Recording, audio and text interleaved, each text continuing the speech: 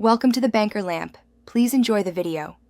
In this video, I will show you how to connect an Apple Watch SE to an iPhone.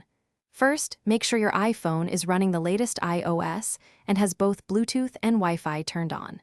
Then, power up your Apple Watch SE and keep it close to your iPhone. Open the Apple Watch app on your iPhone, and you should see an option to Start Pairing.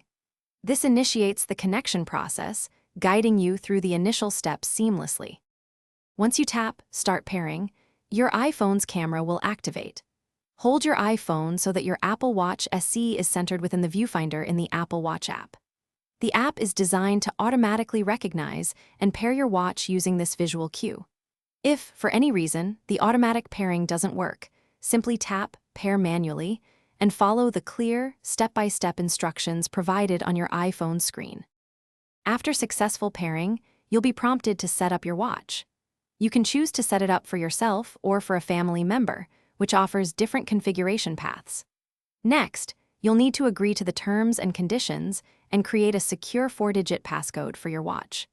You'll also customize settings like text size and decide whether to automatically install all available apps or choose them individually. The final step involves waiting for your iPhone to synchronize all your data to your Apple Watch SE. This process can take a few minutes, so be patient. Once synchronization is complete, your Apple Watch SE is fully connected and ready to display notifications, track your activity, and much more.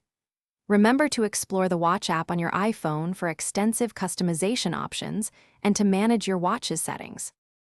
Thanks for watching. If this was helpful, leave a like and consider subscribing. See you next time.